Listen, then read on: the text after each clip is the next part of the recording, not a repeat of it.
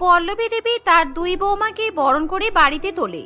আর সে তার দুই বৌমাকে দেখা মাত্রই কোন বৌমাকে কোন ঘরে থাকতে দেবে মনে মনে সেটা ঠিক করে ফেলে। পল্লবী দেবী তার বড় বৌমার জন্য উপরের ঘর খুব সুন্দর করে সাজিয়ে রাখে। আর সেই ঘরেই পল্লবী দেবী তার বড় বৌমাকে থাকতে দেবে বলে ঠিক করে। বড় বৌমা, আমি তোমার জন্য উপরের রুমটা সাজিয়ে রেখেছি। বর্ষাকালে তোমার কোনো চিন্তা নেই, তোমাকে উপর থেকে নিচে নামতেই হবে না, কারণ উপরে সবকিছু আছে। আর তুমি এই বর্ষাকালে উপরে থাকলে জল কাদা নিয়ে তোমাকে কোনো চিন্তা করতেও হবে না। মা, বলছি তাহলে আমার রুমটা কোথায়? আপনি নিশ্চয়ই দিদির রুমের পাশেই আমার রুমটা রেখেছেন। আমরা দুই যা কি পাশাপাশি থাকবো? কি, তুমি তোমার জায়ের সঙ্গে উপরে থাকবে? এটা আমি কখন বললাম? তোমাকে নিচের ঘরে থাকতে হবে। আমি তোমার জন্য তোমাদের রুম রেডি করে রেখেছি, যথেষ্ট পরিষ্কার করা আছে।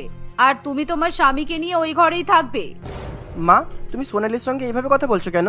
দেখো মা, আমি জানি আমি কোনো কিছু ভুল কাজ করিনি, আর তুমি সেই আমাকে দোষারোপ কেন করছো? নিজের পছন্দের মেয়েকে বিয়ে করেছি মানে কি আমি মহাবড় ভুল পাপ কাজ করে ফেলেছি? বলো। তুই ভুল কাজ করেছিস, কারণ দেখ, তোর বউ সোনালি নিজের সঙ্গে যৌতুকে কিছুই নিয়ে আসেনি, খালি হাতে চলে এসেছে। ওর বাবা মা এতটাই গরিব, নিজেদের মেয়েকে কিছু দিতে পর্যন্ত পারেনি। এটুকু জানে না যে শ্বশুর বাড়িতে মেয়েকে পাঠাতে হলে মেয়ের সঙ্গে কিছু না কিছু পাঠাতে হয়।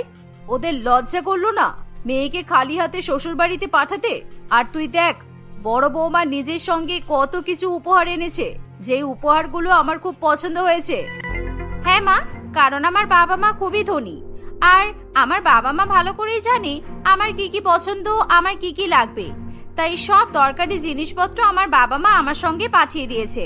আর আপনার কোনো চিন্তা নেই, আপনার জন্য আমার বাবা মা অনেক উপহার পাঠিয়েছে। দেখেছিস, তোর বউকে কিছু শিখতে বল। সেই জন্যই তো আমি আমার বড় বৌমাকে উপরে সুন্দর রুমটা দিয়েছি, আর তোদেরকে নিচে থাকতে বলেছি। বেশি কথা না বাড়িয়ে তোদের রুমে চলে যা। আর বড় বৌমা, এসো, আমি তোমাকে তোমার রুম পর্যন্ত ছেড়ে দিয়ে আসছি। এই বলে পল্লবী দেবী তার বড় বৌমাকে নিয়ে উপরের রুমে চলে যায়, আর তাদের সাথে সাথে বড় ছেলেও চলে যায়। আর অন্যদিকে কৈলাস এবং কোয়েল নিচের রুমে থাকতে চলে যায়। তাদের সেই রুমটা কোনো রকম ভাবে সাজানো গোছানো ছিল না, সেখানে শুধুমাত্র একটা খাট রাখা ছিল। এইভাবে দুই বৌমার গৃহপ্রবেশ হবার সঙ্গে সঙ্গেই তাদের মধ্যে ভেদাভেদ শুরু হয়ে যায়। আসলে পল্লবী দেবী চেয়েছিল সে তার দুই ছেলেরই ধনী পরিবারে বিয়ে দেবে, কিন্তু তার ছোট ছেলে ধনী পরিবারের মেয়েকে পছন্দ না করে এক গরিব পরিবারের মেয়েকে পছন্দ করে বসে, আর যার নাম ছিল সোনালি। আর সুমন সোনালিকেই বিয়ে করবে বলে সিদ্ধান্ত নেয়। কিন্তু পল্লবী দেবী কোনো মতেই ছেলের এমন সিদ্ধান্ত মেনে নিতে পারে না। তবুও সুমন তার মায়ের ইচ্ছার বিরুদ্ধেই সোনালিকে বিয়ে করে, আর তাকেই বাড়ির ছোট বউ করে নিয়ে আসে। কিন্তু পল্লবী দেবী তার ধনী বৌমা এবং গরিব বৌমাকে সমান চোখে দেখতে পারে না। এভাবেই কিছুদিন কাটে, আর বর্ষাকাল চলে আসে। এই যে ছোট বৌমা, তুমি আমাদের জন্য গরম গরম চা আর পকোড়া বানিয়ে দাও। বড় বৌমা, চলো আমরা দুজনে মিলে আজকে বৃষ্টি দেখতে দেখতে চা পকোড়া খাবো, আর অনেক অনেক গল্প করব। মা, আপনি তো আমার মনের কথাই বলে দিলেন, কারণ আমারও এই বৃষ্টির মধ্যে পকোড়া খাওয়ার খুব ইচ্ছা করছে। আর চিকেন পকোড়া তো আমার ফেভারিট। কিন্তু আপনি যদি রাগ করেন, সেই জন্য আমি কিছু বলতে পারছিলাম না। আরে রাগ করতে যাব কেন? আমার এত সুন্দরী বৌমার উপর আমি রাগ করতে পারি? না না, এটা তো হতেই পারে না। তোমার যা খাবার ইচ্ছা হবে তুমি আমাকে বলবে, আমি ছোট বৌমাকে সেটাই রান্না করে দিতে বলবো। তোমার চিকেন পকোড়া খাওয়ার ইচ্ছা হয়েছে, তাই তো? ঠিক আছে ছোট বৌমা, তুমি গরম গরম চিকেন পকোড়া আর চা বানিয়ে নিয়ে চলে এসো, আমরা দুজনে অপেক্ষা করছি। এভাবেই পল্লবী দেবী তার ছোট বৌমাকে চা পকোড়া বানানোর অর্ডার দিয়ে বড় বৌমার সঙ্গে বারান্দায় গিয়ে বসে পড়ে। অন্যদিকে ছোট বৌমা চিকেন পকোড়া বানাতে ব্যস্ত থাকে। কিছুক্ষণ পর পকোড়া বানানো হয়ে গেলে ছোট বৌমা তার বড় জা এবং শাশুড়ি মাকে পকোড়া এবং গরম গরম চা খেতে দেয়। আর সোনালিও তাদের সঙ্গে বসে পকোড়া খেতে শুরু করে। এই দেখে পল্লবী দেবী বলে, তুমি আমাদের পকোড়ায় হাত দিয়েছো? তোমার সাহস তো কম নয়। আমি আমার বড় বৌমার জন্য এই পকোড়াগুলো বানাতে বলেছি, বড় বৌমা আর আমি খাবো বলে, কিন্তু তুমি খাচ্ছ কেন? আমরা কি তোমাকে খেতে বলেছি? আসলে মা, এভাবে বৃষ্টি দেখতে দেখতে আমারও পকোড়া খেতে খুব ভালো লাগে, তাই আমি ভাবলাম আপনাদের সঙ্গে বসে একটু পকোড়া খাই। এ বাবা, আমাদের সব পকোড়া মনে হয় এটো হয়ে গেল। মা দেখুন, আপনার ছোট বৌমা আমার মুডটাই নষ্ট করে দিল। আমি এরকম পকোড়া আর খাবো না। আমাদের বাড়িতে অনেক কাজের লোকেরা ছিল, আর কাজের লোকেরা আমার খাবারে হাত দিলে আমি সেই খাবার কখনোই খেতাম না। আর এখন আবার আপনার গরিব ছোট বৌমা আমার পকোড়ায় হাত দিয়েছে। আমি এই পকোড়া খাবো না আর।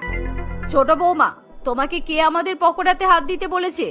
এতগুলো পকোড়া এবার কি হবে? আমি জানি তুমি ইচ্ছে করে এই নাটকটা করলে যাতে এই সমস্ত পকোড়া তুমি খেতে পারো। আমরা কত আশা করেছিলাম এরকম বৃষ্টি বাদলে বসে বসে পকোড়া খাবো, কিন্তু এখন আর কি হবে? এই পকোড়াগুলো তুমিই গিলে নাও, আর আমাদের জন্য ফ্রেশ ভাবে পকোড়া বানিয়ে নিয়ে এসো। শাশুড়ি মা এবং বড় জায়ের এরকম ব্যবহার দেখে সোনালী একেবারে চমকে ওঠে। আর সোনালীকে আবার পকোড়া বানাতে হবে ভেবে সে ভয় পেয়ে যায়, কিন্তু তার কিছু করার থাকে না। সে তার বানানো পকোড়াগুলো একটা সাইডে রেখে আবার তার শাশুড়ি মা এবং বড় জায়ের জন্য পকোড়া বানাতে চলে যায়। কিছুক্ষণ পর সে পকোড়া বানিয়ে তার শাশুড়ি মা এবং বড় জাকে দিয়ে দেয়, কিন্তু এবার সোনালী সেই পকোড়াতে হাত দেয় না। আর অন্যদিকে শাশুড়ি মা এবং বড় জা দুজনেই মজা করে পকোড়া খাওয়া শুরু করে। এভাবেই কিছুদিন কাটে। একদিন ছোট বৌমা যখন নিজের রুমে ঘুমাচ্ছিল, তখন সে বুঝতে পারে তার রুমে উপরের ছাদ থেকে বৃষ্টির জল পড়ছে। আর এই দেখে সোনালী প্রচন্ড পরিমাণে অবাক হয়। আসলে সোনালীর ঘরের ছাদের উপর কোনো রকম ঘর ছিল না, তার ঘরের ছাদ পুরোপুরি ভাবে ফাঁকা ছিল। এ বাবা, আমার রুমের মধ্যে জল পড়ছে। না না, বিছানাটা এখনই সরিয়ে নিতে হবে। আমি বরং একবার সুমনকে ডাক দিই, না হলে আমি একা কিভাবে এই খাটটাকে সরাবো? আর খাটটা যদি আমি না সরিয়ে নিই তাহলে তো আমি পুরো ভিজে যাব। আর তাছাড়া আমরা ঘুমাবো কোথায়? সুমন, সুমন, একবার এদিকে এসো তো। কি হয়েছে সোনালী? তুমি এরকম ভাবে চিৎকার করে ডাকছো কেন? আমি তো ভয় পেয়ে গিয়েছিলাম। আচ্ছা, কি হয়েছে বলো। দেখো না, আমাদের ঘরে জল পড়ছে। আমরা এখন কি করব? এই খাটটা তো সরিয়ে নিতে হবে, না হলে ভিজে যাবে, আর আমরা এখানে ঘুমাতেও পারবো না। তাড়াতাড়ি সরিয়ে নাও। এই বলে সোনালী এবং সুমন দুজনে মিলে তাদের রুমের খাটটা একদিক থেকে অন্যদিকে সরিয়ে রেখে দেয়। সুমন, তোমার মা তোমাকে একদমই ভালোবাসে না, তাই না? তাই জন্য আমাদেরকে এরকম পুরনো একটা ঘরে থাকতে দিয়েছে। আর তোমার বড় বৌদিকে কত সুন্দর নতুন ঘরে থাকতে দিয়েছে। তোমার মা তো চাইলেই তোমার বড় বৌদির ঘরের পাশে আমাদের জন্য একটা ঘর বানাতে পারতো, কিংবা আমাদের ঘরের ছাদটা মেরামত করে দিতে পারতো, কিন্তু তোমার মা তো কিছুই করেনি। এখন দেখো, বর্ষাকালে আমাদের কত সমস্যা হচ্ছে। না না সোনালী, তুমি ওসব কথা বলো না। আসলে আমি তোমাকে বিয়ে করে এই বাড়িতে নিয়ে এসেছি বলে মায়ের তো একটু রাগ হয়েই ছিল, তাই হয়তো মা এরকম ব্যবহার করছে আমার সঙ্গে। দেখবে, মায়ের যখন রাগ কমে যাবে তখন মা আবারও আমাকে নিজের ছেলে হিসেবে কাছে টেনে নেবে, আর তোমাকেও নিজের বৌমা ভাববে। আর তখন তুমি দেখবে বড় বৌদির থেকেও তোমাকে অনেক বেশি ভালোবাসা দেবে। আমার তো মনে হয় সেই দিনটা আর কখনোই আসবে না, কারণ এই বৃষ্টির জলে ভিজে ভিজে আমরা আর কতদিনই বা বাঁচবো। কারণ এখন সবারই তো জ্বর, সর্দি, কাশি এসব লেগেই থাকে। আর এরকম বৃষ্টির জলে আমরা যদি ভিজে যাই তাহলে তো আমাদেরও শরীর খারাপ করবে। ওহ সোনালী, তুমি সব কথা বাদ দাও না। যখন হবে তখন সেটা দেখা যাবে। এখন আমাদের এই বাড়ির ওপরটা মেরামত করতে হবে, কারণ এছাড়া আর কোনো উপায় নেই। এভাবে সুমন তাদের ঘরের ছাদটা ঠিক করার কথা ভাবি, কারণ সে কিভাবে তাদের বাড়ির ছাদ মেরামত করবে বুঝতে পারে না। কারণ এখন সারাদিনই প্রচন্ড পরিমাণে বৃষ্টিপাত হয়, যার ফলে সুমন বাড়ির বাইরেও বেরোতে পারে না। এভাবেই বেশ কিছুদিন কাটে। মা, আপনি আমাদের এরকম রুমে থাকতে দিয়েছেন কেন বলুন তো? আপনার বড় বৌমাকে তো আপনি কত সুন্দর নতুন ঘরে থাকতে দিলেন, আর আমাদেরকে এরকম ফুটো ছাদওয়ালা একটা ঘরে থাকতে দিলেন। বাবা, তোমার মুখে তো বড্ড কথা হয়েছে। তোমাকে যে আমার বাড়িতে থাকতে দিয়েছি এটাই তোমার সৌভাগ্য। আমি তো না হলে তোমাকে এই বাড়িতে থাকতেই দিতাম না। তখন তোমরা কোথায় যেতে? শুধুমাত্র আমার ছেলের জন্য তোমাকে এই বাড়িতে জায়গা দিয়েছি, আবার এত বেশি বেশি কথা। বেশি কথা বললে বাড়ি থেকে ঘাড় ধাক্কা দিয়ে বের করে দেব। এই কথা শুনে সোনালী একেবারে চুপ করে যায়। সোনালী তার শাশুড়ি মায়ের মুখের উপর আর কোনো কথা বলতে পারে না। শুধুমাত্র পল্লবী দেবীর ছোট বৌমা গরিব হওয়ায় তাকে এরকম ভাবে কষ্ট সহ্য করতে হয়। আর এরকম ভাবেই কিছুদিন কাটে। আর দেখতে দেখতে বৃষ্টির পরিমাণ একটু কমে আসে। তখন সোনালী সুমনকে বলে, সুমন, বৃষ্টি থেমেছে, তুমি বরং আমাদের বাড়ির ছাদটা একটা বড় ত্রিপল দিয়ে ঢেকে দাও। তাড়াতাড়ি করো, না হলে বৃষ্টি চলে এলে তুমি কিন্তু কিছু করতে পারবে না।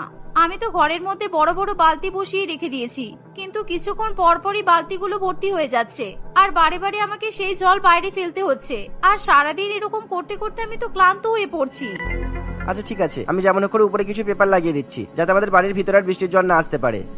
এই বলে সুমন তাদের ঘরের ছাদে চলে যায় আর সেই ঘরের ছাদ একটা বড় ত্রিপল দিয়ে ঢাকা দেয়। আর তাড়াতাড়ি করে সুমন নিচে নেমে আসে, কিন্তু সে ঘরে এসে দেখে যে তখনও তাদের ঘরের ছাদ থেকে অল্প অল্প করে বৃষ্টির জল পড়ছে। এর ফলে সুমনের কিছু করার থাকে না, তাই সুমন আবার সোনালীকে ঘরের মধ্যে বালতি বসিয়ে দিতে বলে। আর তাদের এরকম পরিস্থিতি দেখে বড় বৌমা কোয়েল প্রচন্ড পরিমাণে খুশি হয়। সত্যি মা তোমাদেরকে একটা রুমও দিয়েছে যেটাতে এখনো বৃষ্টির জল পড়েই চলেছে। যাক, তোমাদের খুব মজা হচ্ছে বলো। তোমরা এরকম ঘরের মধ্যে বসে বসে বৃষ্টিতে ভিজতে পারছো, এটা তো খুবই আনন্দের কথা। দিদি, আমাদেরকে নিয়ে মজা করো না। আমরা যে এখানে কতটা কষ্টের মধ্যে আছি সেটা আমরাই জানি, আর তুমি সেটা বুঝতে পারবে না। তাই শুধু শুধু আমাদেরকে নিয়ে এভাবে মজা না করাটাই ঠিক হবে। যাক বাবা, আমি তো উপরের ঘরে আছি, আমি আমার উপরের রুমে চলে যাচ্ছি। তোমাকে নিয়ে মজা করে আমার কি বা হবে। আর মা বলছিল এখানে নাকি একটানা 15-20 দিন বৃষ্টিপাত হলে ঘরের মধ্যে জল ঢুকে আসে, তাই তোমার ঘরের মধ্যে জল ঢুকে আসার কিন্তু অনেক সম্ভাবনা আছে। তুমি ঘরের ছাদ যতই ত্রিপল দিয়ে ঢাকা দাও না কেন, এই বর্ষাকালে তোমার ঘরে হাঁটু ভর্তি জল তো দেখা যাবেই। এই বলে কোয়েল সেখান থেকে চলে যায়। আর কোয়েলের কথা শুনে সোনালী খুবই চিন্তায় পড়ে। আর দেখতে দেখতে হঠাৎই প্রচন্ড জোরে বৃষ্টি নেমে আসে। আর সেই বৃষ্টি দেখে কোয়েল নিজেকে সামলাতে পারে না। সে তার শাশুড়ি মায়ের সঙ্গে বৃষ্টিতে ভিজবে বলে ঠিক করে। আর তখনই কোয়েল তার শাশুড়ি মাকে সঙ্গে নিয়ে বৃষ্টির জলে ভিজবে বলে নেমে পড়ে। মা, দিদি, এসব তোমরা কি করছো? এখন বৃষ্টির জলে ভেজা কিন্তু একদমই ঠিক হবে না, কারণ এখন বৃষ্টিতে ভিজলেই সকলের জ্বর হচ্ছে, আর এই জ্বরটা কিন্তু মারাত্মক। তোমরা বৃষ্টির জল থেকে উঠে এসো। এই চুপ কর, আমরা দুই শাশুড়ি বৌমা এত মজা করছি বলে তোর হিংসা হচ্ছে তাই না? তাই জন্য তুই আমাদেরকে উঠে যেতে বলছিস? আর তুই কোথাকার কে রে যে আমরা তোর কথা শুনবো? একদম ঠিক বলেছো বড় বৌমা। এই, তুমি আমাদেরকে বিরক্ত করো না। যাও, তুমি রান্না করো। আজকে আমাদের জন্য সবজি দিয়ে খিচুড়ি আর ইলিশ মাছ ভাজা রান্না করো। ফ্রিজে ইলিশ মাছ রাখা আছে দেখো। এই বলে দুই শাশুড়ি বৌমা আনন্দ করে বৃষ্টিতে ভিজতে থাকে। আর তারা ঘন্টার পর ঘন্টা একইভাবে বৃষ্টিতে ভেজে। এর ফলে সেদিন রাত্রিবেলায় দুই শাশুড়ি বৌমা একই সঙ্গে জ্বরে আক্রান্ত হয়। আর সোনালী তার শাশুড়ি মা এবং বড় জায়ের এরকম অবস্থা দেখে খুবই দুঃখ পায়। তাই সে তাদের দুজনের মাথায় জলপট্টি দিতে থাকে। এমনকি তার শাশুড়ি মা এবং বড় জায়ের প্রচন্ড পরিমাণে গা হাত পা যন্ত্রণা করায় সোনালী তাদের গা হাত পা টিপে দেয়। মা, আপনাদের প্রচন্ড গা হাত পা যন্ত্রণা করছে বলুন, আমি একটু টিপে দিচ্ছি। আপনারা আরাম পাচ্ছেন তো? সোনালী, আমার পাও খুব যন্ত্রণা করছে, আমার মাথাটাও খুব যন্ত্রণা করছে, একটু টিপে দে না। হ্যাঁ দিদি, তুমি একদম চিন্তা করো না, আমি তোমার মাথাও টিপে দেব। এভাবেই সোনালী সারা রাত জেগে তার বড় জায় এবং শাশুড়ি মায়ের সেবা করতে থাকে। আর সারা রাত ধরে তাদের মাথায় জলপট্টি দেয়। সকালবেলা কোয়েল এবং তার শাশুড়ি মা অনেকটাই সুস্থতা অনুভব করে। আর তারা সোনালীর এরকম ভালো মানুষই দেখে নিজেদের ভুল বুঝতে পারে। ছোট বৌমা, আমাকে ক্ষমা করে দাও।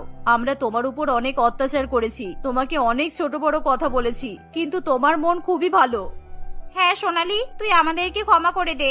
আমি তোর সঙ্গে আর কখনো খারাপ ব্যবহার করব না।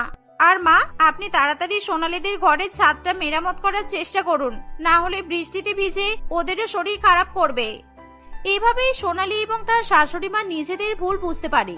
পল্লবী দেবী পরের দিনই বাড়িতে মিস্ত্রি ডেকে নিয়ে আসে আর ছোট ছেলে এবং ছোট বৌমার ঘরের ছাদ সারিয়ে দেয়। এভাবেই পল্লবী দেবী এখন তার দুই বৌমাকে সমান চোখে দেখে আর তারা সকলে হাসি খুশি বসবাস করতে থাকে।